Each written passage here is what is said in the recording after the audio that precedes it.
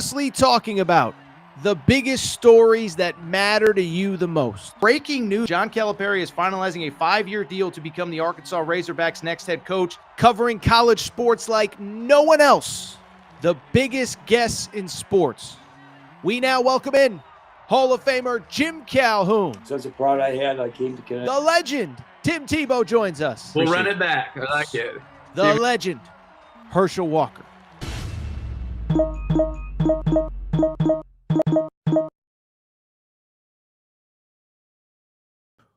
Welcome in, everybody. Little Tuesday morning edition, Air Torres Sports Podcast. I'm your host, Air Torres. Hope everybody's doing well. Hope everybody's having a great day. You know, it's crazy. I think this is probably going to be the last episode of the 2025 calendar year. I think at the end, I'm going to just share some stats on the show, but the growth has been exponential. We appreciate your support. But I'll tell you what, before we turn the page to 2026, we got one more show to do. We're going to open college football playoff quarterfinals starting on Wednesday night. I got my official picks on Ohio State, Miami, and the other 3 college football quarterfinals, including, I think, a little bit of a surprise in one of the big games. From there, listen, the big story right now in college sports is the state of college basketball. We talked about James Najee, the player who was drafted the other day, we talked about him the other day. He was drafted in 2023. John Calipari, Dan Hurley, amongst those who are not happy with the state of the game. You got to hear what they said. And then I do think a little bit of a fun thing to do to wrap this show is that as we get deeper into college hoops season, as we start turning our full attention to college hoops, we're going to look at the 10 biggest stories in college hoops going into the back half of the year, be it Michigan, Arizona, the top of the sport. What happens to Kentucky? Can UConn go 3-4? Gonzaga? I think it'll be a fun episode, so make sure you stick around for the end of the show. Before we get started, a couple quick reminders. One, make sure you're subscribed to Air Torres Pod YouTube channel. New clips, new videos going up every single day. We really, really do appreciate your support there. Also, if you listen on podcast, Apple, Spotify, do your boy Torres a solid. Leave a 5-star rating and review. Speaking of solid, I've mentioned this a few times now, but we have started a college sports email newsletter, okay? All of the big stories in your inbox basically every day, Monday through Friday. And I think as we get towards the portal, we get deeper into this crazy NIL world, it's going to be a great resource for you. I know all of you can't be online all day, every day, so make sure to subscribe to the new Torres email newsletter. The link is in the chat on YouTube, and it will be in the show description on podcast.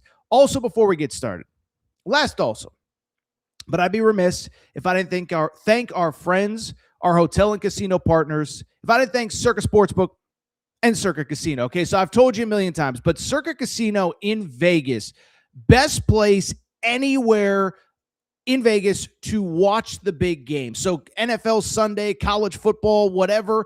But also, as I've mentioned quite a few times, I know a lot of you can't make it out to Vegas, and Circa has opened up a brand new sports book. You can see it on the screen if you're watching in YouTube.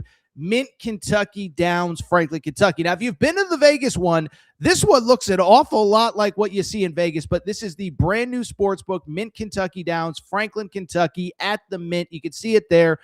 And this is the best place, right? It's that time of year. Maybe you want a place to watch the game on New Year's Eve. Maybe you just want to hang low on New Year's Day and watch some college football. You got to go check out the brand new sports book, Mint Kentucky Downs in Franklin, Kentucky, about 20 or so minutes from Bowling Green. I did the drive. It's only about 4 or 5 exits away. And then it is about 39 minutes door-to-door to downtown Nashville. The new Circa Sportsbook, Mint Kentucky Downs in Franklin, Kentucky. With that said, it is a busy Tuesday, December 30th. Where did the year go? Listen, this year was incredible for this show. We'll discuss it at the end. But still, plenty to talk about. No more time to waste. So let's get to the topic of the day. Topic of the day, listen, it's December 30th. December 31st means there are college football playoff games again tomorrow, okay? 4 quarterfinal games. I'm just going to be quick here because I really want to dive deep into the college hoops. But for everybody, listen, we got college football quarterfinals coming up. And I'll say this.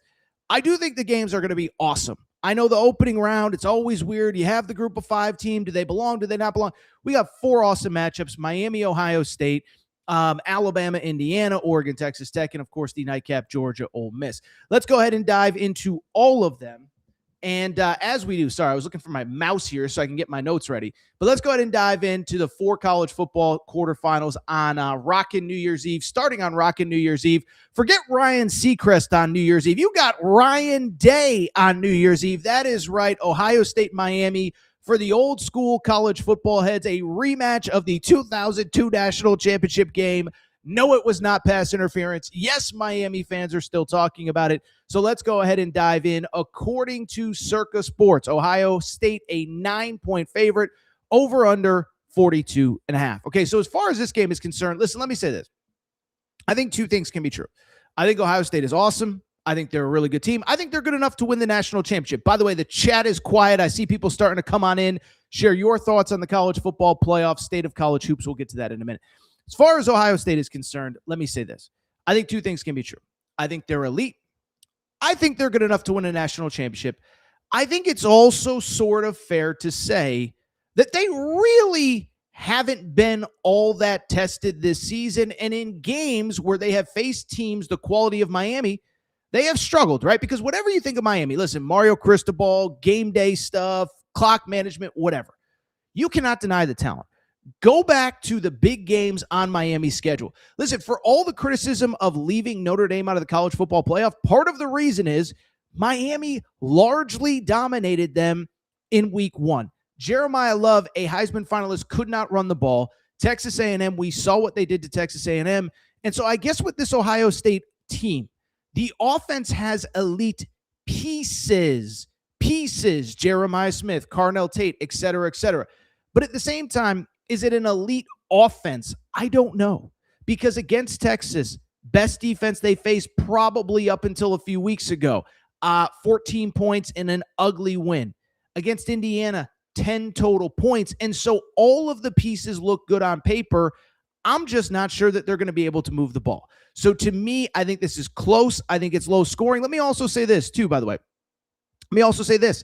I am not 100% sold that Miami is going to be able to move the ball. We saw them against Texas A&M. And listen, to the credit of Texas A&M, to the credit of this Ohio State defense, Matt Patricia, the pencil, the rocket scientist, obviously the best defense in college football across the board.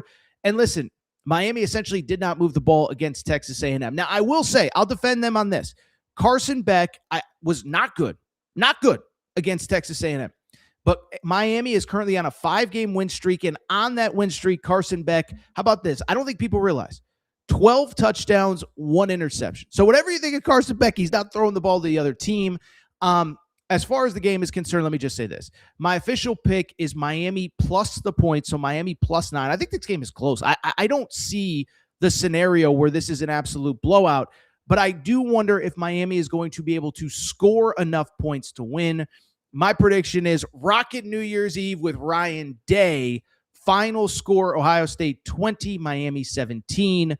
Ohio State wins the opener of the college football quarterfinals, and they advance to the semifinals of the college football playoff.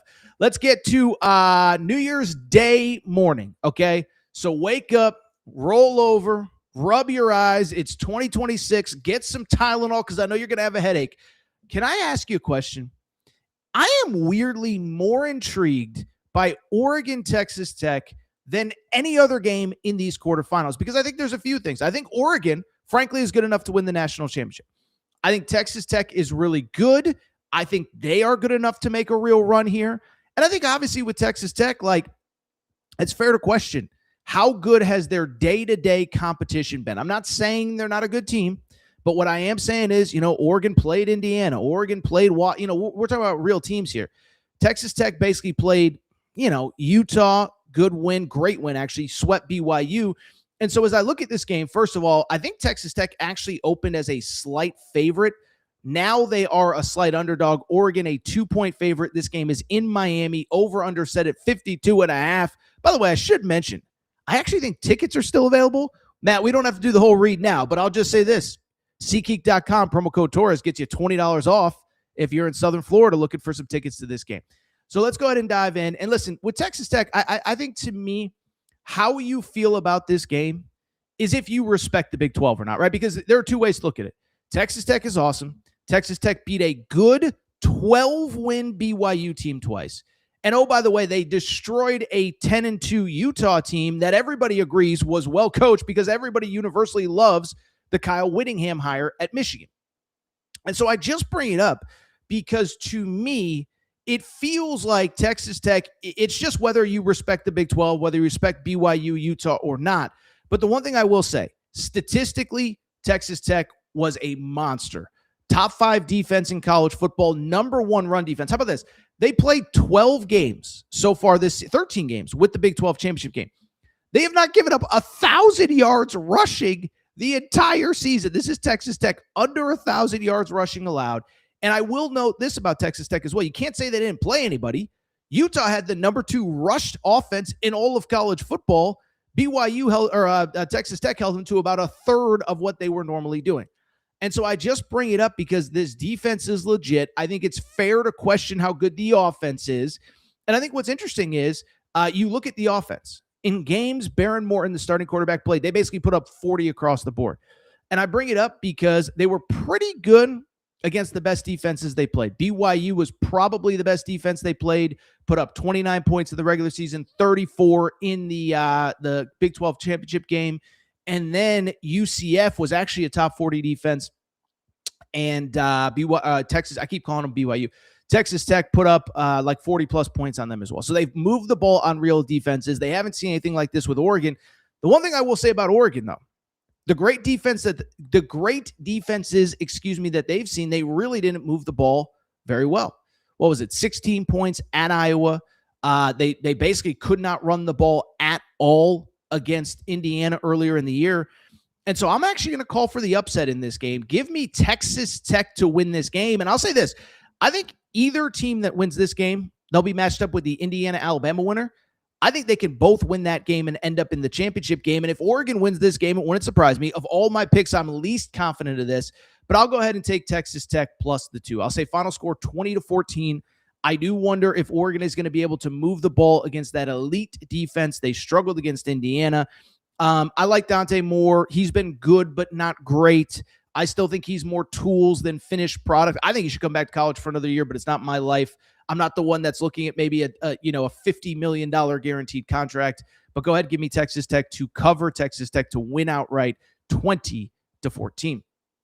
Let's keep it going. 5:30 Eastern time.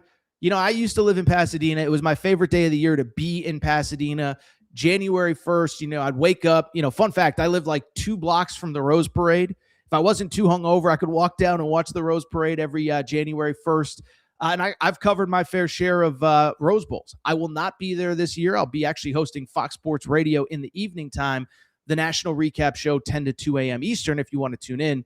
But I bring it up. It's going to be a good one in Pasadena.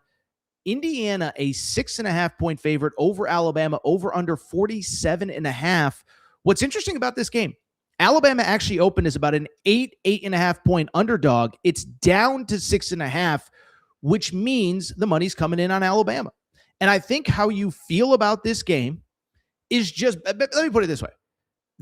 I will readily admit, there is something about my college football brain that does not allow me to believe that Alabama should be an underdog to anybody based on the star rankings and what is the team composite rankings when you look at, Matt, what is the ranking of year over year roster? The blue, Matt, listen, this is when you're vibing well with your producer. He knew what I was talking about before I even talked about it. The blue chip ratio, I think Bud Elliott is the guy who created that. But the blue chip ratio is basically stacking all of your classes on top of another. Alabama statistically is still one of the 2 or 3 most talented rosters in college football. And Indiana is not. Indiana's without their best defensive lineman, Stephen Daly. And so part of my college football brain just does not want to acknowledge that, how is Alabama a touchdown underdog in this game? But then I think about Alabama against LSU. Then I think about Alabama against Oklahoma the first time, the way that they struggled against Auburn the time that they played them. -3 yards rushing against Georgia in the SEC championship game. And also the fact, by the way, It will be raining in Pasadena on New Year's Day, making it much harder to pass the ball for a team that cannot run the ball. And so with it, I'm going to go ahead and take the Indiana Hoosiers to win. I'm going to take the Indiana Hoosiers to cover. Listen, would it surprise me if it's 20-20 in the fourth quarter with Alabama and having the ball driving? No, it wouldn't surprise me. And I'll say this, it's the Rose Bowl. The Rose Bowl never disappoints. And I do hope as we get deeper into this new world of college football, we are able to maintain the tradition of playing something at the Rose Bowl meaningful on New Year's Day. But at the same time, like, I look at this game and we look at these matchups, and listen, Indiana is probably the most balanced team in the country. They run the ball well. They pass the ball well. They defend the run. They defend the pass. They don't. I think the number one thing with me, they are number 2 in the country in turnover margin, and they're like 3 or 4 in interceptions forced. And so if they can handle the run, and remember, by the way, Oregon couldn't run the ball on Indiana. Ohio State could not run the ball on Indiana. Alabama's not going to be able to run the ball. Now you put Ty Simpson in 3rd and long, 2nd and long, whatever situations he's got to throw against a team that had as many interceptions as basically anybody in college football. I just think it's a bad matchup. And so my college football brain cannot believe a world where Indiana is a touchdown favorite essentially against Alabama. But I think Indiana wins. I think they cover. I'll say final score 24-14. A lot of low-scoring games. These are really good defenses. I will take Indiana to win that Rose Bowl on New Year's Day.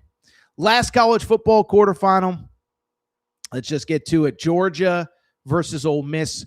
Rematch of a game earlier this year. Couple things. I'll be quick on the analysis, but I was thinking about this. Is that, Lane Kiffin, I saw his interview during the LSU bowl game. And listen, I certainly had my thoughts on Lane Kiffin during the whole process where he ended up at LSU. But I was watching Lane Kiffin. He said, I'm happy that my staff is back. I want that team to win a national championship. I think it's easy for Lane Kiffin to say, like, yeah, man, I'm rooting for Ole Miss. I'd be curious if Ole Miss actually somehow pulls off the upset here. Like, how excited is Lane Kiffin that all his staff will now be working for another school once the portal opens on Friday? That is another question for another day. And I'll just be blunt. I don't think that issue will arise. I think Georgia wins this game, and I think they actually win pretty easily. Quickly on the Georgia situation, listen, I know these two teams played, and I know that Ole Miss was up 9 with about, 6 minutes to go in the third quarter? Like, Ole Miss was in control of that game. They were in control. Georgia scores 17 straight points over the final, 18 or so minutes of the game to win. And everyone would say, well, Ole Miss easily could have beaten them last time, and that game was in Athens. So I understand the argument. The Sugar Bowl is the one quarterfinal, by the way. Tickets are astronomical. Of course they are. Georgia, Ole Miss fans, easy drive, want to be in New Orleans on New Year's Eve and New Year's Day.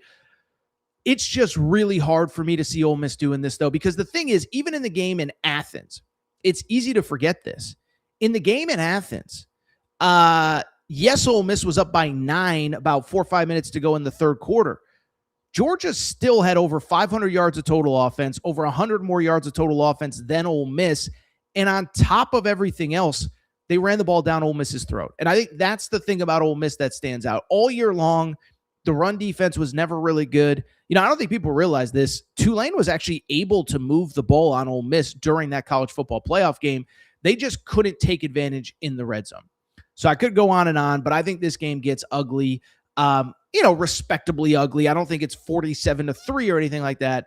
I do think Georgia wins. I do think Georgia covers. Georgia 31, Ole Miss 20. So again, if you missed any of that, my 4 college football playoff picks, I do have Ohio State in a close one over Miami.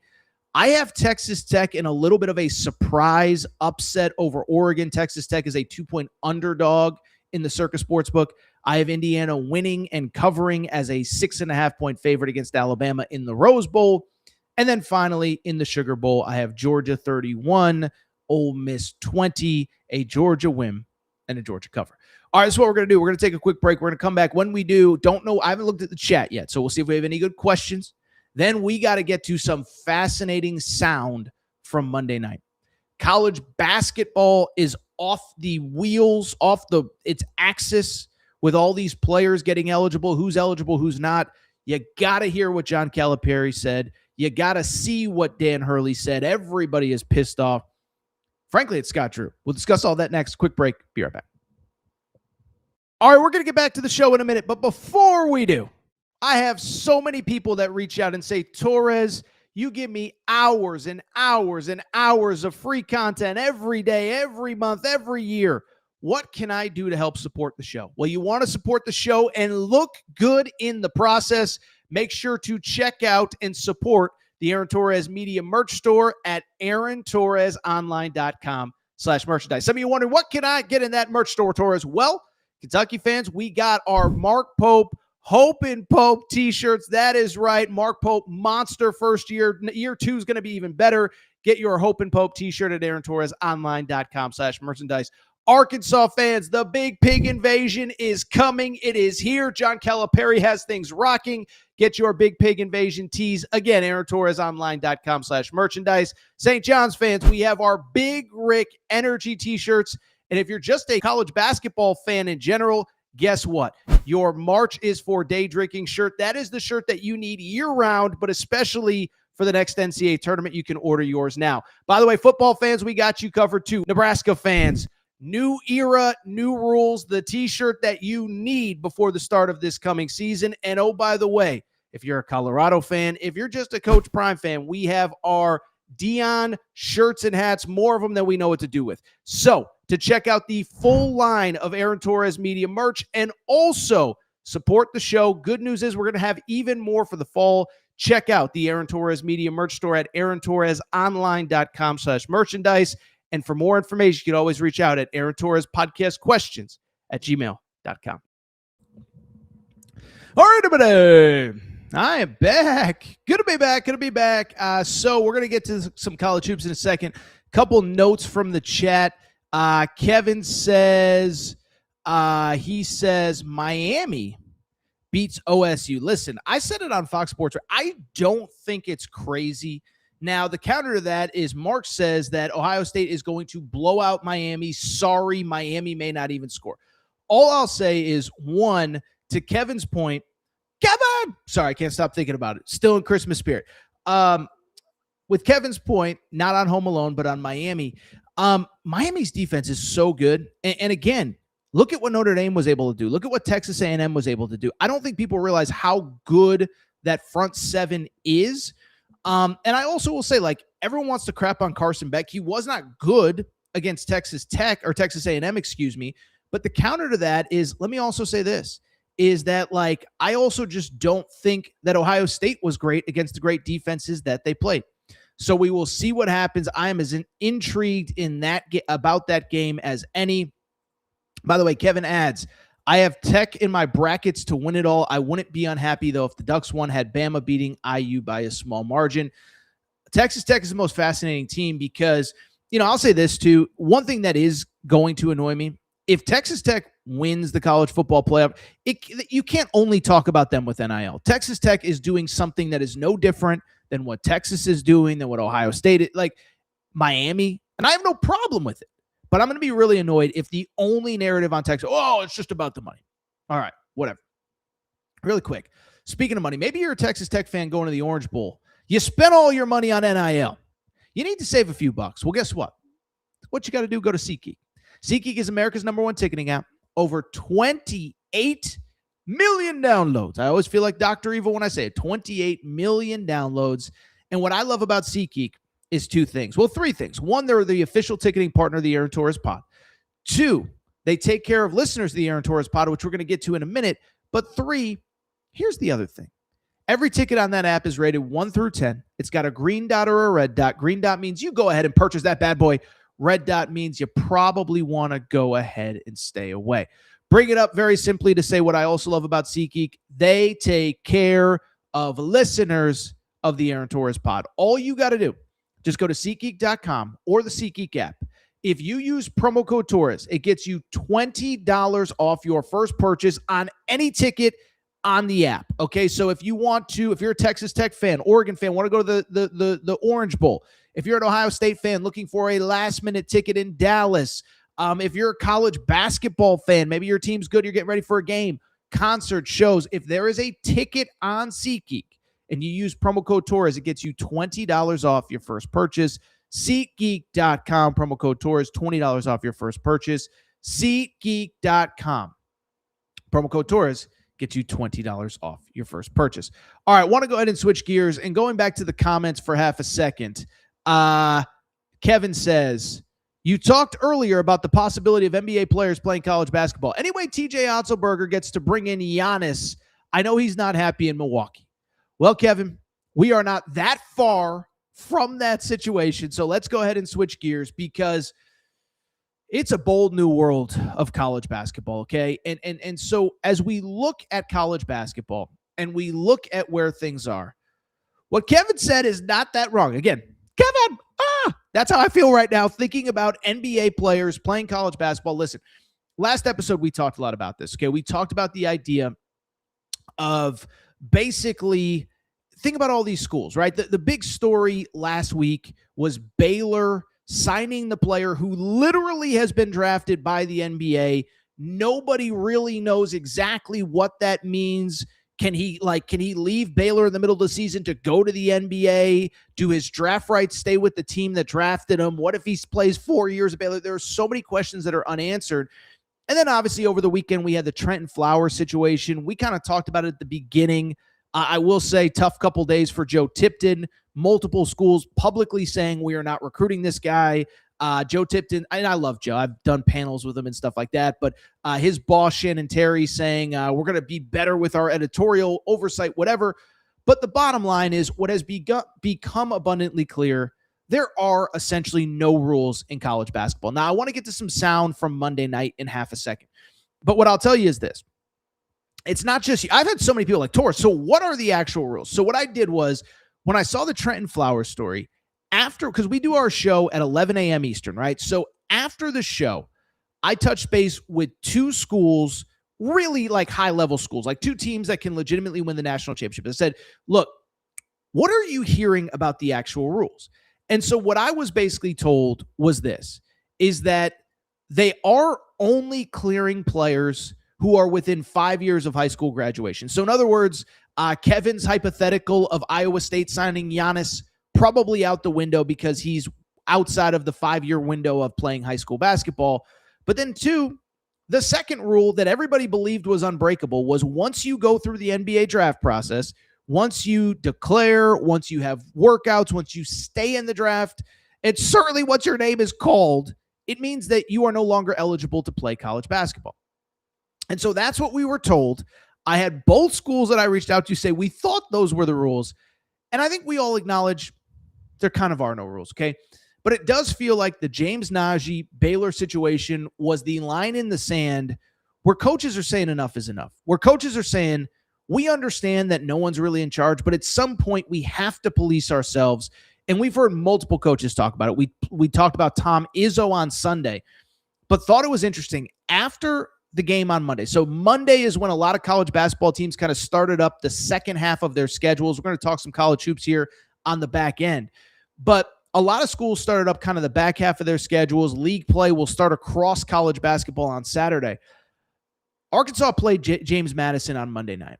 And John Calipari clearly is not happy with the state of the game. He actually opened his press conference. A 7-minute straight. It's not even a lecture because people agree with him. I won't say he was whining or complaining because people agree with him. I want to play. We can't play all 7 minutes, right? You'll be here all day. You got stuff to do. I got stuff to do. But we're going to play two different sound bites from John Calipari on Monday night because this guy is speaking for a lot of college basketball fans where he said enough is enough. We got to get baseline rules into place here. Matt, you could go ahead and play the first piece of sound. Well, look, I don't blame coaches. You know, I've got friends that are playing with 27-year-olds and they feel bad. I said, don't feel bad. We don't have any rules. Why should you feel bad? But let me give you this. Real simple. The rules be's the rules. So if you put your name in the draft, I don't care if you're from Russia and you stay in the draft, you can't play college basketball. Well, that's only for American kids. What? If your name is in that draft and you got drafted, you can't play cup because that's our rule. Yeah, but that's only for American kids. Okay. Now, here's the next lawsuit. Well, we don't have a say over European players. You do if they're playing in college basketball. So that means you don't have a say over high school kids. So whatever a high school kid does before he comes here, don't you do one thing because there's a suit. Because what you're saying is, if he's in Europe, we don't have the same rules. What? If he puts his name in the draft, he can't go to college. He left his name in. Well, that's different because he's European. Okay, you're not doing anything with a high school player then. We don't have any jurisdiction over a high school player, do we? We don't. So when they come, you just got to say, all right, now they're here. Sorry, I had the earbuds in because I didn't know exactly when it was in. That was on John Calipari. That was the first part. By the way, there's about 6 more minutes that we're going to get to another small piece in a second. But first of all, what I loved about it, the rules bees the rules. I don't know who else has a dad in their 70s. I am one. I'm very blessed. My dad is still very much going strong at 73. Love my dad. That would be something that my dad would say. My dad hangs out with too many of his grandchildren that are like 10 to 12 years old. The rules be the rule. The rules bees the rules from John Calipari. But you can tell how passionate he is. And what he said, and we're going to get to the second piece in a second, but what he said is, we just want baseline rules, and then we just want you to enforce them. And I will say, like, it's not John Calipari's fault. It's not even the NCAA's fault. With the European stuff, with the high school, different rules, different circumstances. You know, there's a part of the sound that we won't play where John Calipari basically said the quiet part out loud, the part that a lot of people would be afraid to say. He said, like, some of these European players, you're telling me these transcripts are real, and I'm paraphrasing. You can find the exact quotes, but he's like, do we really trust the transcripts? Then he goes, do we really trust the birth certificates? And so I think John Calipari's larger point is we need some baseline rules in place to protect the world of college basketball. Beyond that, he kept going, and I just want to play this. This one's only about 40 seconds or so, but he had a great line in this part, again, part of a bigger 7-minute monologue to open his press conference. Play part 2, Matt. What we could do. I'm going to give you one other. The collectives on our campuses, whether you're doing it through your media people, whatever, cannot be involved in recruiting in any way or transfers. But if a kid's on your campus for a year, give them what you want to stay. So we'll get more kids staying. How about this? It'll be great for them academically. They'll probably make more money, but they'll be academic. We're not going to have kids leaving after transferring 4 times. What's the percentage of kids that make the NBA? Unless you play for me. What would be the percentage? Like, it's like 1% or less? That means 99% of the college players that are getting money, it's fugazi. Fugazi. Because they're getting 400, 500, 800, a million, and they're not pros. So now they have to go get a job after 4 stops. No college degree. That was John Calipari. I wanted to include that part because when he says, like, how likely is it to make the NBA unless you play for me? That was an all-time mic drop that I know that he will be using in future recruiting pitches. But listen, I love everything that he said.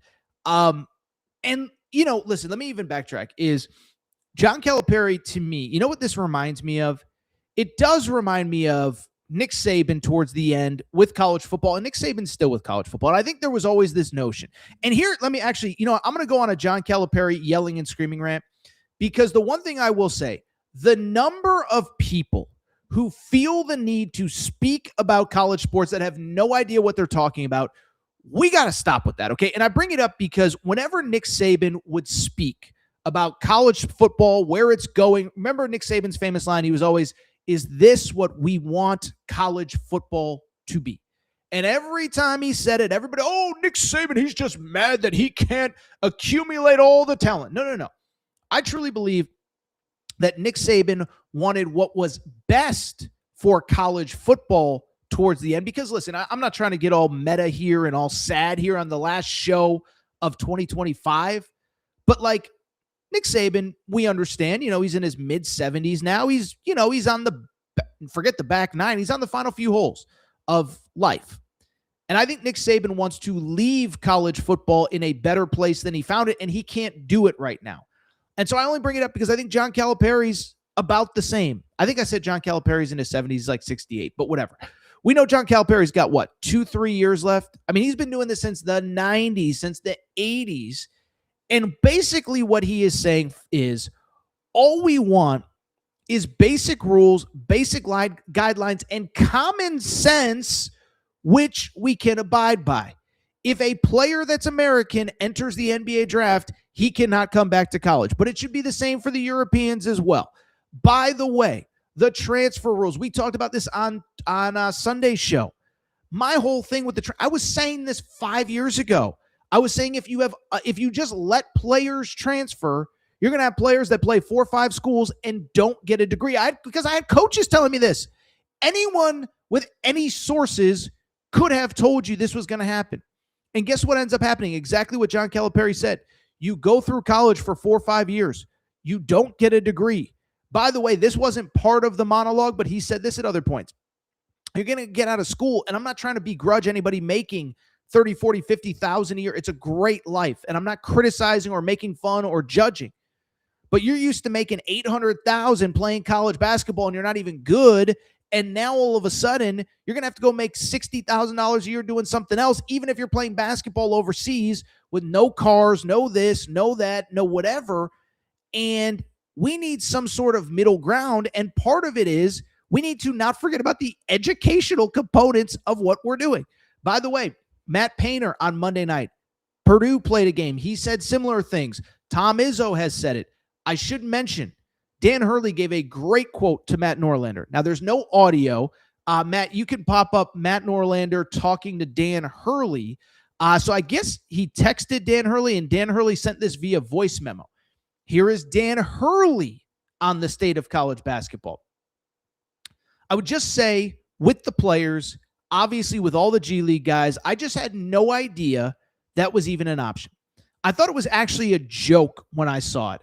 I just assumed that when you stay in the draft or you get drafted, that you forego your eligibility. I was not aware of loopholes in it. My biggest thing that I would say is this. Player empowerment is great. Players have to do what they can to make sure that they're doing in what's in their best interest. They're taking advantage of those opportunities right now with NIL and the portal. The coaches are always going to do what's in their best interest. If they can grab a player from somewhere, it's gone on forever. Coaches have cheated in recruiting for years. They've paid players. I mean, the coaches are going to find ways to make their team the best they can be. But I guess what I would say my biggest thing is this. Who's looking out for the shield? The college basketball shield. That's a play on NFL stuff. You get it. Who's protecting college basketball? One of the most skeptical things we have in sports. One of the most special things we have in sports, I should say. College basketball, March Madness, the second biggest annual sporting event every year. We need a commissioner. We need rules. We need guidelines. The frustrating part is we are all willing to adapt and play this new game in this new era. I guess college sports, or whether it's the G League, I don't know where we're at right now. But it's a frustrating game to play when you don't know the rules, and rules are being made up as you go, and there's no communication, there's no leadership. And so I think college basketball needs a commissioner, a Roger Goodell, a David Stern, somebody that's going to make decisions and smart moves that are in the best interest of college basketball, not just having coaches, players, and do what's in best interest of them. Lot there from Dan Hurley, lot there from John Calipari. And let me say two things. One, I will say this, and I don't know that I even realized it in real time. It did feel like this Baylor thing was the tipping point, okay? And I'm not even necessarily here to criticize Scott Drew. Dan Hurley said it there. Coaches are going to do what's best for them. They need to put a winning team on the court. John Calipari said the same at the part of the first audio that we played. But at the same time, I do feel like this Baylor thing was a tipping point. I do feel like all of these coaches, first of all, Tom Izzo kind of just sort of called out Scott Drew, and I have no problem with it.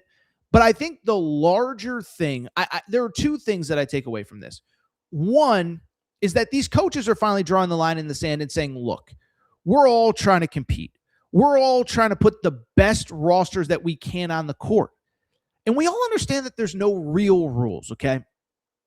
And what I got out of John Calipari and Dan Hurley and Tom Izzo, and we didn't play the Matt Painter sound, but what I got out of it was basically this, is, guys, we know there's no one in charge, but to a degree, we have to police ourselves, okay? There is a line that we are all willing to go to, and there is a line that we know that we should not cross, and there is a line that for the good of the game, you just shouldn't cross it, okay? And I was thinking of real-world analogies, and I know these are basketball players, and I know I'm not going to start comparing it to laws and regulations and whatever, but it's almost like this. This was the best analogy that I could come up with, is there are certain parts of this country, the U.S., there are no speed limits, right? And no speed limits mean there are no speed limits. And basically in college, and by the way, I know I'm doing the 100-yard check, third lane, first lane, second lane, whatever. But I bring it up because there are a lot of places in America right now, there are no speed limits, right? And so I bring it up because there are obviously scenarios where you can drive however fast you want and no one's going to pull you over and no one's going to give you a speeding ticket. But what Dan Hurley and John Calipari are trying to say is like, look, we know there's no rules, but at the same time, do you have to go 130 in the, there's no speed limit, but maybe instead of going 130, you can go 80. And not because you can't go 130, but because like it's best for everybody if you go 80. It's safer for you. It's safer for us. Maybe it's a 1-lane highway and there's children playing on the side of the road. You can go 80 and still get to where you need to go. And so to me, that's all that Calipari and Hurley and Painter and Izzo are saying is like, at some point we have to police ourselves because the bottom line is no one is going to stop you from doing pretty much whatever you want. And so that was my big takeaways. It does feel like this was a tipping point where everybody was just like, dude, Scott Drew, we know you can get away with it, but that doesn't mean that you should get away with it. Again, I could use a million real world analogies. You go on vacation with your buddies. It's okay to have a couple drinks and play blackjack if you're in Vegas and do whatever. But do you need to make the strip club run at 4 a.m.? Could you have just gone home? You got a wife and kids at home. You don't need to go to the strip club and drop another $800 at 4 a.m. That's Scott Drew. That's Scott Drew. Just, I'm sorry. It's the truth. And it's the rules. And there's nothing forbidding it. And to use the strip club analogy, if you're in Vegas, you can go to a strip club at 4 a.m. and drop $800 and do whatever you want. Nobody's going to stop you. But it doesn't mean it's what's best for you. It's what's best for everybody. And that's where I think we are in college basketball. To take it a step further, Matt, when you get a sec, let's pop up the Dan Hurley quote again, because this is the sad part to me. This is what Dan Hurley said. He said, again, the frustrating thing is when you don't know the rules and the rules are being made up and there's no communication, no leadership. I think college basketball needs a commissioner, a Roger Goodell, a David Stern. Matt, you could pop it down. This is the sad part to me, is that I don't think it's coming. Because at the end of the day, I'll even go side story here, but Texas Tech right now, right? They're in charge of NIL, they're paying whatever. But Cody Campbell, who's their big booster, is very vocal about the same thing. Nick Saban is vocal about the same thing. We need unity in college sports. But what's sad is it's not only the individual coaches. So I'm sorry that I just made the Scott Drew run to the strip club at 4 a.m. analogy, but it's also leadership. The leaders, everybody knows there is no leadership.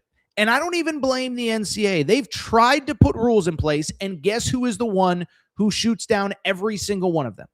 It's the coaches. The coaches they wanted the one-time transfer, and then the second their guy couldn't get eligible with his second and third transfer, they started complaining. They wanted NIL, but the second they couldn't pay the player. So I don't even blame the NCAA. But I also don't know that anybody is coming to save college sports, because to save college sports, to have a college basketball commissioner would insinuate that everybody is going to get on the same page and everybody is going to put aside their personal whatever for the good of the game. And so we're never going to have a commissioner because, again, the commissioner's job would be to get Greg Sankey to put aside the best interests of the SEC for the overall interests of college sports.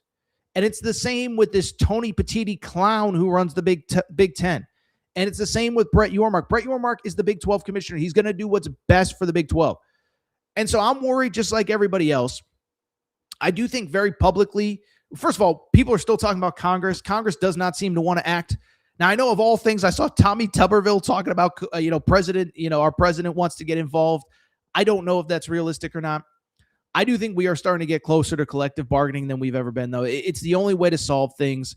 The players have a union, the schools have a union, and we agree on terms of contracts, limits on contracts, whatever. I don't know how we get there. I'm not a legal expert. I'm not a law, whatever. But we got to get somewhere because this is it's going sideways, and it's going sideways in a hurry. John Calipari, Dan Hurley, very vocal. And I hate to say, I hate to be negative here on the second to last day of 2025. I don't know what changes. All right, so what we're going to do, we're going to come back, one more segment, and we're going to be positive, okay? So we have now basically 1.5 days left of 2025. We're going to come back. We're going to talk about college hoops. So we are in this time of the year. College hoops is going to really start to take center stage as college football winds down. And what we're going to do, we're going to have some fun. We're going to look ahead to the 10 biggest stories of the college hoop season in 2026. I think it'll be fun. I got a big college basketball audience here to listen to Dan Hurley and John Calipari. Stick around. Biggest stories of the back half of the season. That's next.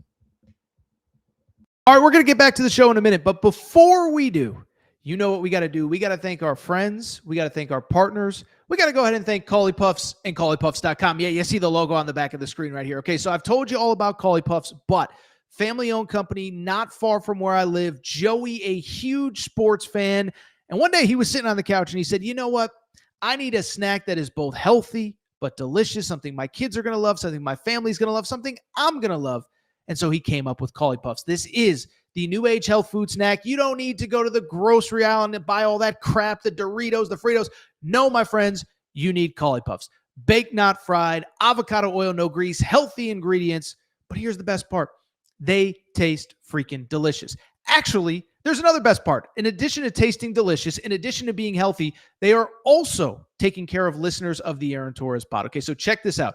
All you got to do is go to Caulipuffs.com. That's Caulipuffs.com, Caulipuffs.com, and you can get 15% off any purchase with the promo code Torres. That's Torres, Torres.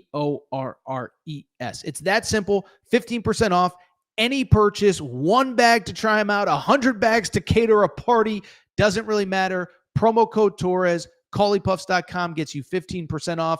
Caulipuffs also available on Amazon. You obviously can't get the promo code there, but Caulipuffs.com, Caulipuffs.com, promo code Torres gets you 15% off any purchase. Thank you to our friends at Caulipuffs.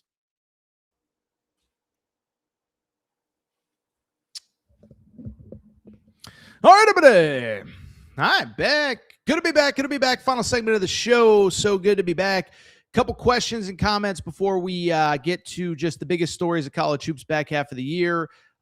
Little Niv says, in my opinion, Baylor has done nothing wrong. So listen, that's Scott Drew's argument.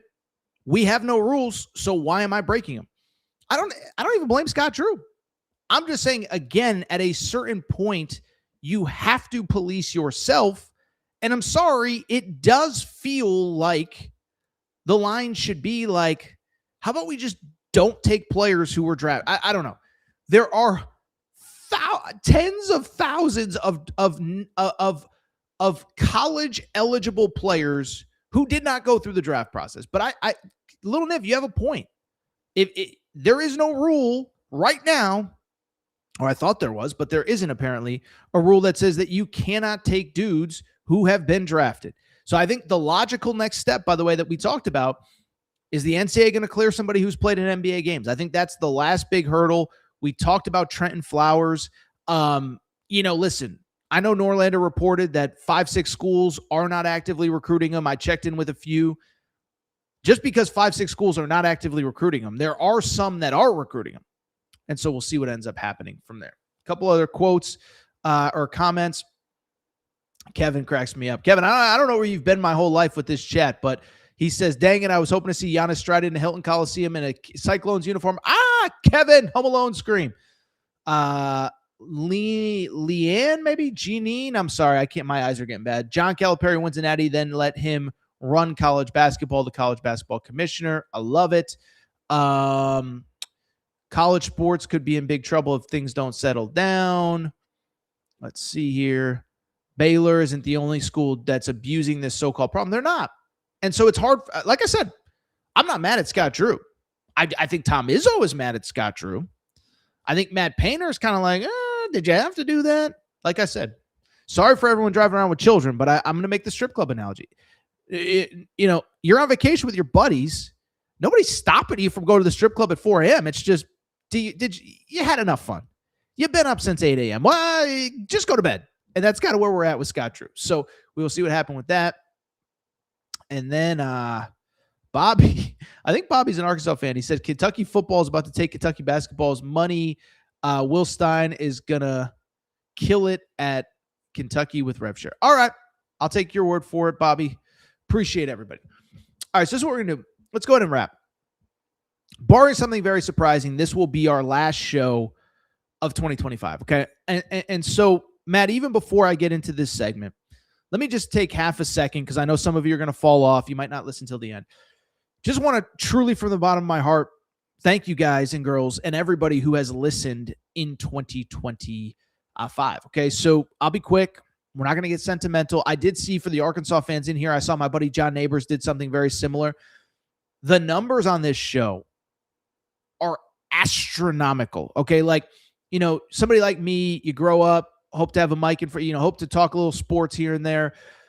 I mean, I'm not kidding. Millions of people listen to this show this year, all 50 states, dozens of countries. We have Darren checking in almost every day from Australia. And it just means a lot to me. And it's not only that people are watching, it's that we grew in insane ways in 2025. Okay. I don't have the math in front of me, but I think the numbers are up about 55% on YouTube. I think we had about 4.5 million views in 2024 on YouTube, and I think we're close to 7 million views in 2025. So it's a process. We try to put the best show out every week, but we truly appreciate everybody who does tune in. It just means a lot. I don't even know if there's anything else to really add or say. But the numbers are through the roof. The advertisers are happy. SeatGeek, as I've told you, has re-upped through March Madness. Caulipuffs is very happy. I've been talking to them. And I think there's actually some pretty big things in plan for this show, for Aaron Torres Media in 2026. So I appreciate everybody tuning in. But I will say this. One, if something crazy happens, I am not, immune to coming back and doing a show, doing a show on Thursday or Wednesday or whatever it is. We will do, by the way, we'll be live Friday morning. I know it'll be January 2nd. A lot of you will be bouncing around, but we got to react to the college football play. But what I want to do now is, because it is very likely the final show of 2025, and because we love college hoops, and because we're going to be doing a lot more college hoops as college football winds down, what I wanted to do is spend just a few minutes hitting on what I believe will be the 10 biggest storylines in college hoops in 2026. Okay. So basically, what has happened so far, what is going to happen, what you need to know. Now let's go ahead and dive in, have some fun, drop your things, the things that you are curious about in college hoops in 2026. Let's get to them. Number one, we have had now 4 straight AP polls with Michigan and Arizona in the top 2 spots. Now, technically, it's Arizona 1, Michigan 2. I think the big question is it Arizona, Michigan, and everyone else in college hoops? I don't think the answer is yes. Kevin is very clearly an Iowa State fan. Iowa State sitting at number 3 with one of the best wins in college basketball at Purdue. But I will say this, through a couple weeks, Arizona and Michigan, I think, have sort of separated themselves. We can include Iowa State in there. Unbelievable. Arizona, best resume in college basketball. We know the wins. Florida to open the season. At UConn is probably actually the best win of the season. Destroyed Alabama in Birmingham, destroyed San Diego State the other day, beat Florida. I think I mentioned that. You go on and on down the list, Arizona is unbelievable. I'll also say this. I think Michigan's actually the best team I've seen. And listen, I'm not saying the season is over, but what I am saying is Yaxel, Merez Johnson Jr., Elliot Cadeau, I was right on, by the way. I said put real teammates around him. He's going to be pretty good. He's been awesome. And I think the scary thing about Michigan is that every day it's somebody else that's stepping up. Some days it's a Dymar. Some days it's Elliot Cadeau. Some days it's Yaxel. Some days it's guys off the bench. By the way, this is why Michigan was not recruiting Trenton Flowers, by the way. Their team is better without whatever. Point I'm trying to make, I don't think it's them versus everybody, but I will say, like, you start projecting out into the world of college hoops, I think Michigan's going to end up with a number 1 seed. Arizona, number 1 seed out west, feels very, very, very likely. They are the 2 best teams. I don't think it's Michigan and Arizona versus everybody else. But again, we're going on 5 straight AP polls where they're number 1 and number 2. And they have certainly separated themselves so far. Let's get to number 2. UConn Huskies. UConn was my preseason national championship pick. And I'll say this. I think 3 and 4 is absolutely in play. What do I mean by that? I think 3 national championships in 4 years is absolutely in play for UConn. First of all, you can't say they have the best resume because they did lose to Arizona, but their resume is unbelievable. BYU is awesome. BYU's only loss was to UConn. UConn, obviously an incredible win at Fog Allen Fieldhouse, beat Illinois on a neutral, beat Texas at home, beat Florida on a neutral. The resume is incredible. And I think what's scary about UConn, they really haven't had their full team for basically most of the season, okay? And we've talked about it a million times, and non-UConn fans get mad when I bring this up. But the bottom line is Braylon Mullins, their best NBA draft prospect, did not play until basically Black Friday when they played Illinois at Madison Square Garden. Then, by the way, he was awesome in the game against Kansas a few days later. I bring it up because he comes back. Torres Reed, their starting center, was out earlier in the year. And I think it's only going to be a net positive for UConn because it allowed other guys, Eric Ryba, the backup center, guys like that, to get health or to get meaningful reps and to play meaningful minutes early in the season. I think the other thing with UConn, we just talked about the idea of Michigan, Arizona potentially being, number 1 seeds. It's hard for me to see a world where UConn doesn't end up as a number 1 seed. And part of it is the Big East isn't very good. St. John's has been a disappointment. I think Villanova is actually very good, but Villanova is probably going to be an 8-9 seed. There's nothing amazing about Villanova in year 1 under Kevin Willard. Seton Hall is okay, but I think we're looking at a 4-ish bid Big East. Marquette is a total dud. Creighton is a total dud. Providence spent a lot of money in NIL, total dud right now. And so UConn, remember, they play 20 Big East games. We're looking at a 3 to 4 bid league. I don't think it's out of the realm of possibility that they go again, 8. Remember, they went 18-2 2 years ago in the Big East. I don't think it's out of the question that they go 18-2 again this year. They go 18-2, all of a sudden say they win the Big East tournament. They're entering the NCAA tournament at 31-3. That means the number 1 seed in the East, and we'll see what happens from there. That is a really good team, though. And I think they're one, I think with this with this winter break, I think it was good for them to reset, get healthy. I think it's going to be gangbusters for UConn and Big East play. I think 3 and 4 is absolutely in play. Number 3, let's keep it going. Cam Boozer is, in my opinion, right now, and we'll talk about another star freshman in a second. I think he's the National Player of the Year. And I think, as importantly, I think he's the face of this unbelievable freshman class of college basketball players. Okay, you know the names by now, but starting with Cam Boozer. By the way, I know there's Arkansas fans in the chat. Nobody's happy with how things went on Thanksgiving. Every time I talk Cam Boozer, I'm going to have to say that. Cam Boozer is unbelievable. And what's incredible about Cam Boozer, he's averaging 23 and 10. But this is a freshman, and I believe he's of freshman age. I don't believe he's one of these guys that's been held back 2 or 3 years. He is dominating against some of the best front courts in college basketball, okay? You go back and look, 18 and 15 for Cam Boozer against Michigan State, 35 and 9 against Arkansas. And I know Arkansas fans think the refs stunk in that game. Okay, I'm just here to tell you he was really good. 23 and 8 against JT Toppin and Texas Tech. Oh, by the way, 29 and 6 against Florida with Alex Condon and Ruben Chinyelu and Tommy Hawk and all that. Cam Boozer, to me right now, should be the National Player of the Year. And I think, he makes Duke as tough as anybody in the ACC. But I think he's only the tip of the iceberg on all these incredible freshmen, okay? Caleb Wilson. We did the segment on Caleb Wilson before Christmas. Second freshman ever in UNC history, 5 straight games of 20-plus points. He might be a first-team All-American. Mikael Brown Jr. has been absolutely incredible. Darius Acuff, who we'll talk about a little bit with Arkansas in a few minutes, unbelievable. And so you go on and on down the list. This is the most talent I've ever seen in college basketball. Part of it is everybody's eligible, so that helps.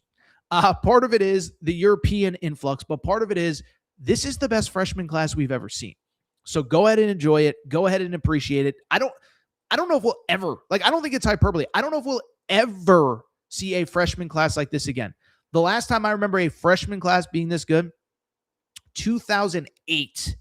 That was Derrick Rose, Kevin Love, James Harden, Blake Griffin, all of that. 2008 was 17 years ago now, so it's going to be a while till we see a freshman class like this. By the way, all the great freshmen, I didn't even mention Koa Pete, Braden Burries, etc. Speaking of which, you know who I didn't mention? AJ DeBonsa. I'm going to throw something crazy out there. If I was voting right now, Cam Boozer would be my National Player of the Year.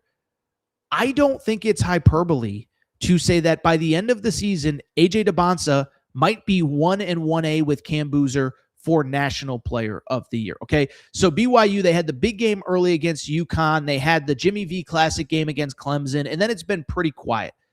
I don't think people understand how good AJ DeBonsa has been over the last couple weeks. Okay, last 4 games for AJ DeBonsa, admittedly against not the best competition, 29 points, 8 rebounds, 6 assists, 3 steals a game. Let me repeat that. Last 4 games for AJ DeBonsa as he gets comfortable in college basketball. 29 points, 8.5 rebounds, 6 assists, 3 steals a game. That's preposterous. And if you want to say, well, he's just doing it against bad teams, against power conference teams this year, 22 points, 7 rebounds, 3 assists. Listen, we talked about him before the break.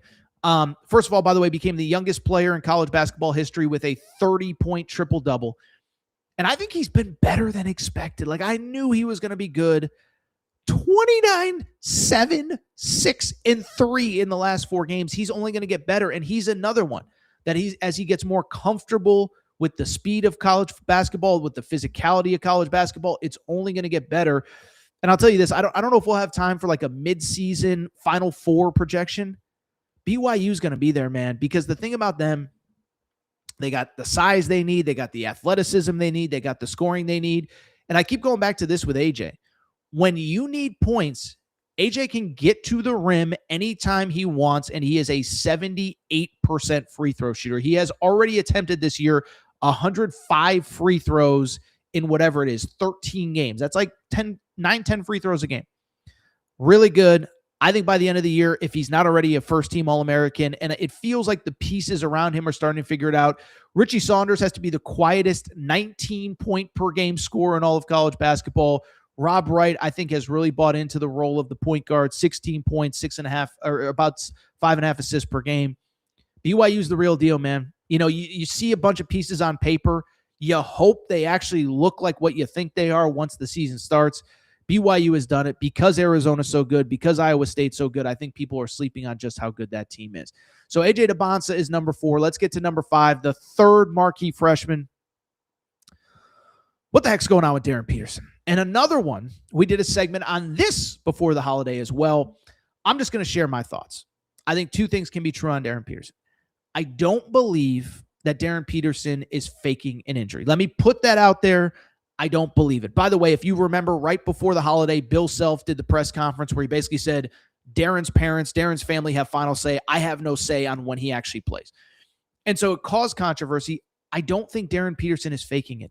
You don't go to college. You don't go through 8 weeks of summer practice all fall just to opt out when the games start. I don't buy it at all. And I keep going back to this. If there is some mystery injury with Darren Peterson in this draft, he could fall. He could fall from the number 1 pick to the number 7 pick like nothing. I don't think it'll happen, but if nobody can explain why he's injured, it's not inconceivable. And if the answer is he doesn't want to play, then it's definitely conceivable that he falls. So I don't think it's going to happen. I don't think he's faking it. But what I will also say is Remember, he took about 3 weeks off in late November, early December to get healthy, and then immediately comes back into the NC State game and basically cramps up again.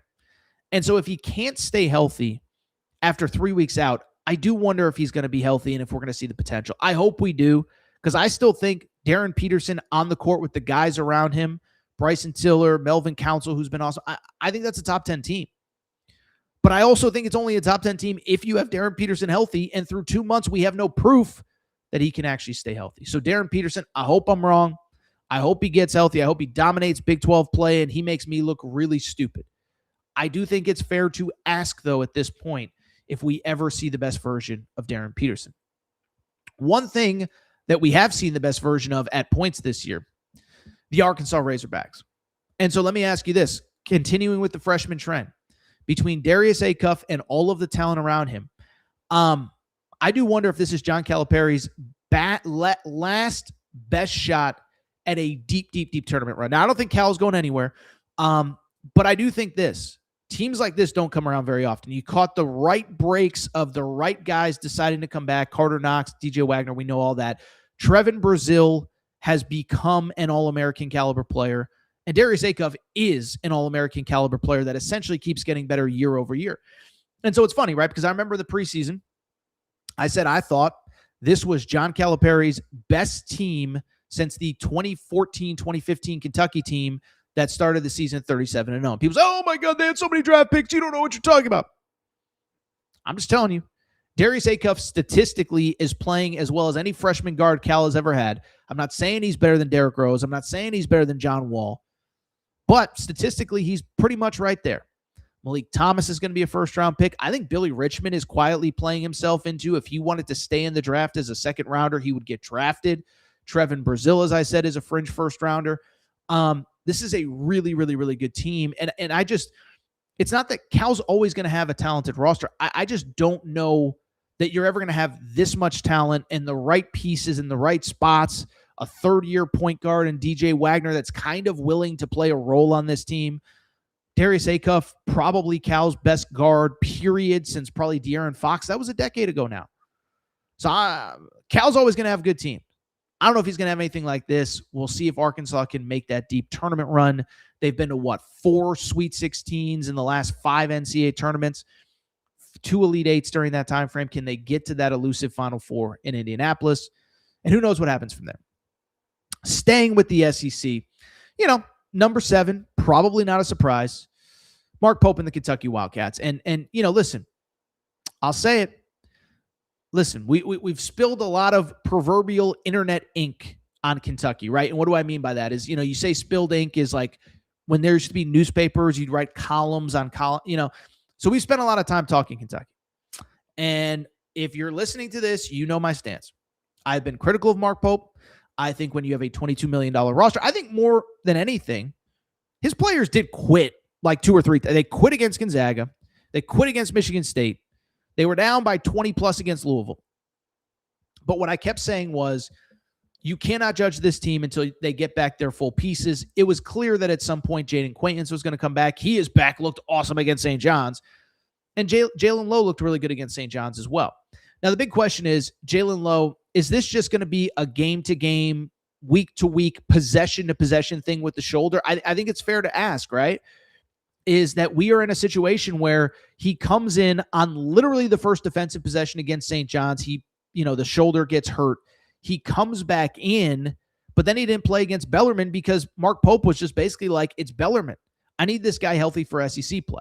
So I'm not saying that it can't happen, and I'm not saying that he can't stay healthy, but I think so much of their season is contingent on him playing. And then if those 2 guys are healthy, I keep saying it, all of the other pieces fit. Brandon Garrison can be the backup energy center. Colin Chandler can be a 12-point-a-game guy rather than having to be a point guard, leading scorer, whatever. Denzel Aberdeen can play off the ball. Otega Oweh can play like the best player in the SEC. But that's all contingent on Jalen Lowe being healthy, Jaden Quaintance being healthy. I don't worry about Jaden Quaintance, but I do worry a little bit about Jalen Lowe. But I think Jalen Lowe's health is literally one of the biggest questions in college basketball. If he's healthy, I don't really know. I don't think there's much of a ceiling for Kentucky and what they can do. But he does in fact need to be healthy. Staying on the second half storylines, let's get to number 8. It's the Gonzaga Bulldogs. And I'll say this, I know I'm not supposed to root for individuals and teams and whatever. Like, I'm supposed to be unbiased. Here's the thing, though. I am kind of rooting for Gonzaga. And I was thinking about this, is that, Gonzaga has gone through the 7 steps of whatever college basketball is. They were the feel-good, plucky underdog. Then they got really good. Then they were like elite. And then it was like they're good, but we're questioning how tough the conference is. Then they had made a couple Final Fours. Any other year they maybe win the title in 2021. And then they also went through this phase of Tommy Lloyd leaves. What made them successful? The international players were largely gone. And I think it was fair to be like, are we ever going to see Gonzaga as a true title contender again? Well, I bring it up because as we stand here, Gonzaga, to its credit, is coming off, and this is going to sound crazy, but it's true, arguably their best out-of-conference run ever under Mark Few. That sounds preposterous, and maybe it's not fair because 2020 they were undefeated until the championship game. But they destroyed Kentucky in Nashville. They took care of business against UCLA in Seattle. They beat Oregon. They beat Bama in a game that I was at in the Players' Era that wasn't close. They beat Creighton in a game that wasn't close.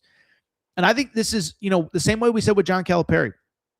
Mark Few's in his 60s. Mark Few feels like the next guy that's just going to say, you know what, I'm good. I don't want to do this anymore.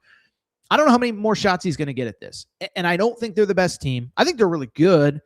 I do think to win the national championship, you're probably going to have to go through Michigan. Michigan's their only loss. So I don't know.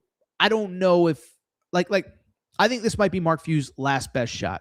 Graham Ike is a 5th-year senior, 6th-year senior, I think.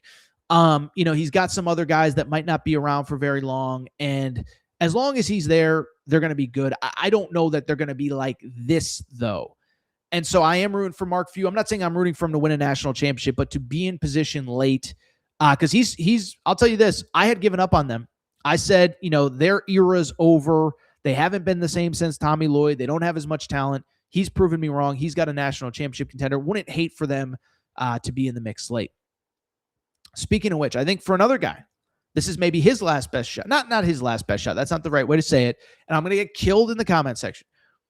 But Matt Painter and Purdue. Listen, I do think stuff is lining up nicely for them. It's hard to make any certainties at this point in the year.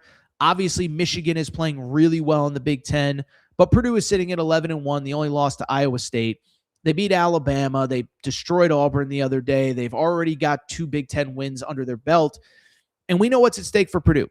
Everybody came back from last year. You add Omer Mayer, of course, from Israel, who's obviously been playing pretty well. Oscar Clough comes over in the transfer portal.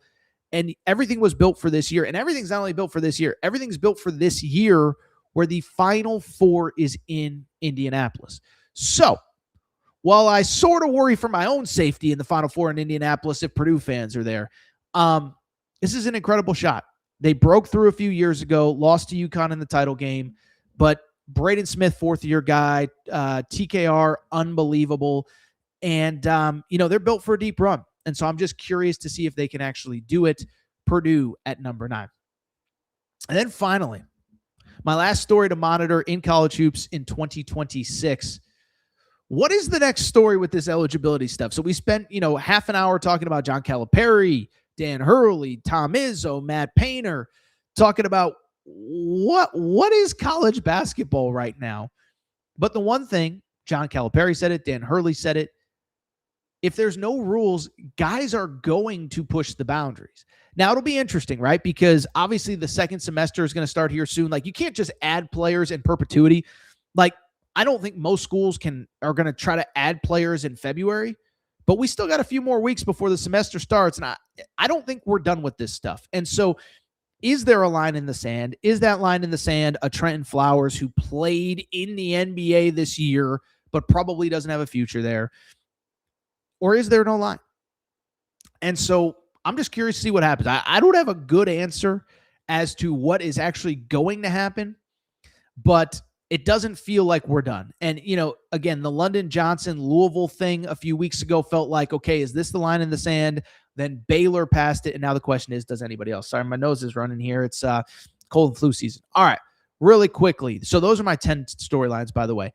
Let's see here. Do we have anything interesting in the chat before we get out of here? So Janine brings up an interesting point. This person says, look at all the ex-players who stayed in Arkansas and work for one of the billion-dollar companies here.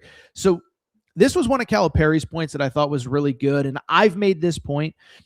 One of the reasons that you go to a college and you stay there hopefully for 4 years is that basically you have the opportunity to build up a network for your future, right? And we all know, right? An Alabama football player, an Alabama football legend is always going to have a job in the state of Alabama. UConn basketball stars always going to have a job in the state of Connecticut. And so what Janie Houston is saying, I'm sorry if I'm butchering your name, that look at all the Arkansas players that got jobs because of being an Arkansas Razorback. And I think this is what John Calipari is saying. You go to 3-4 schools, there is no home. There's nowhere to go back to. And it's going to hurt you later on in your life, right? And, I've used this example, and I don't know if it's perfect, but look at somebody like Hunter Dickinson, right? Was a Michigan legend. Led him to an Elite Eight as a freshman. I think he was a first-team All-American. He could have had a job at Michigan. He could have had I don't know about a statue, but he could have been like Vince Young right now is some like associate AD of whatever at Texas. And it's probably like a $200K a year job where he doesn't really have to do much. I'm just saying, I don't know Vince Young. I'm just guessing.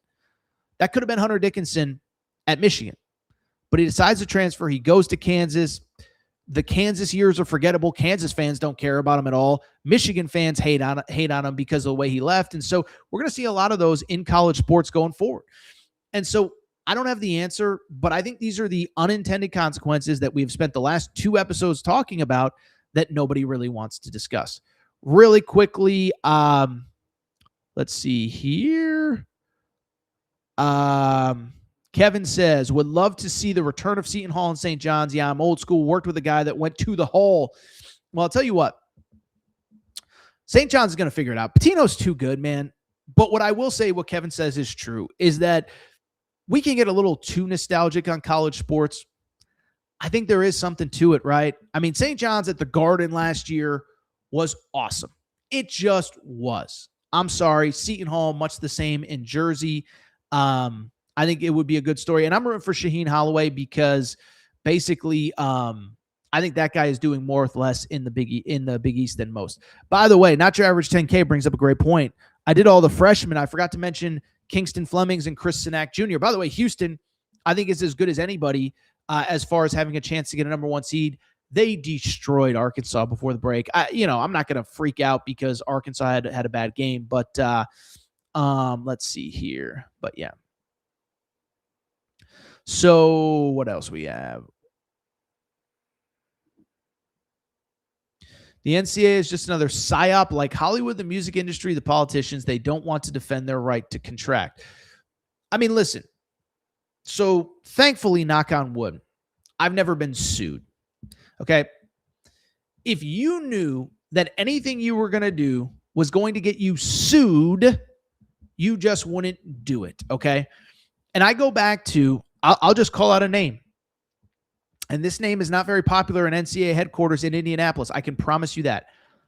We tried to put in a one-time transfer rule. In other words, you could transfer whenever you wanted, one time without sitting out. After that, you had to sit out. That rule lasted about 6 months until the player, I don't even remember his name, but it was a wide receiver, went to the University of North Carolina. Trey Johnson, Tez Johnson, something like that. I don't really care. But Mac Brown was one of the most vocal people about we need guardrails, we need rules. People are recruiting my players out of the handshake lines. And then the second that his star player did not get eligible, Mac Brown was throwing a fit and he was using all his media people.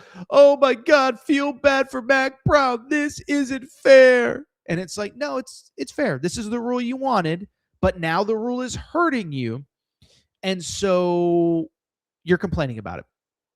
And I will say, I do think, by the way, That's a bigger issue thing of having real leadership, where real leadership can stand up to these guys and say, this is the rules that you wanted. You decided you don't want to abide by them.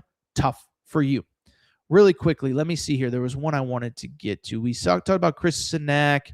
Oh, this is one good one from Kevin. He said Arizona, Iowa State, UConn. Look at that. We've been going so long, the TV just went out in the back there. Arizona, Iowa State, UConn, Arkansas are my number 1 seeds in March. That means that Michigan's going to take some losses along the way. I don't know.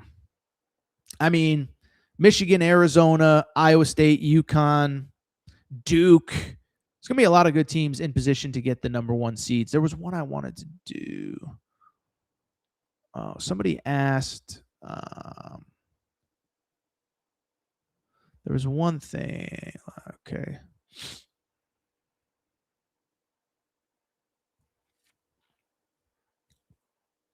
I wasn't ready for J.D. Rockefeller quotes. Critical thinking is dead. I want a nation of workers, not thinkers, per J.D. Rockefeller. Maybe that's a real quote. I guess I'm not enough of a thinker to know. But I do think there is something to the fact that, nobody wants to take responsibility in college basketball these days. There's one I wanted to get to, and I can't find it. Darius Acuff has been better than Mikel Brown Jr. They're both good. We're not going to fight over it. Oh, this is the one. Will you cover women's college basketball and high school players who commit to big-time programs in 2026? So we did a ton of recruiting last year. That was obviously the high school class with AJ DeBonsa and Darren Peterson and Cam Boozer. Most of the best high school players are committed right now. Now, Tyron Stokes, we will see what happens with Tyron Stokes. I will say Bruce Branch, who just reclassified, is a very interesting name. Most of the best players are already committed, but trust me, if something interesting, we did like 7 Caleb Wilson segments. I remember that as well. If interesting stuff happens, we're going to cover it. We'll see what happens with Christian Collins, Tyron Stokes. As interesting stuff develops, we will absolutely be talking about it. The women's game, I'll be honest, I'm not as, what's the right word? I don't know as much. Let me put it that way. Now, I'm a UConn guy, so I always support, AZ Fudd and Sarah Strong and my Huskies. And I'm not a big Dawn Staley fan. I think she's too much of a whiner. By the way, I saw Kerry Close, the UCLA head coach, basically saying, why is nobody covering my team? So it's probably not going to be me. There's only so many hours in the day, right? A lot of college basketball. By the way, the football portal is coming up. I should mention, by the way, while we're here, we do have a football-specific portal page, CFB Transfers. We'll have an intern helping me run that. All your portal news will come via CFB Transfers. But I'll tell you what, other than that, I do think I'm going to go ahead and get out of here. Last show of 2025. If something crazy happens, we'll come back tomorrow. I got nothing to do. Well, actually, I got to host Fox Sports Radio. But if you're not subscribed to the channel, do me a favor, make sure to do so. Subscribe, put on those notifications. We're going strong. For the people who have just found us during college football season, we do so much college basketball as well. For the people who are more college basketball than college football, we're not going anywhere with college basketball, so don't you worry. So make sure you're subscribed, rate and review on Apple. And just let me quickly say this. A couple things. One, SeatGeek.com, promo code Torres gets you $20 off your first purchase. And then also Caulipuffs.com, 15% off when you use code Torres. But like I said, to lead that segment a minute ago, 2025 was unbelievable. And we grew in ways that I could have never personally imagined. Numbers up 55% from a year ago.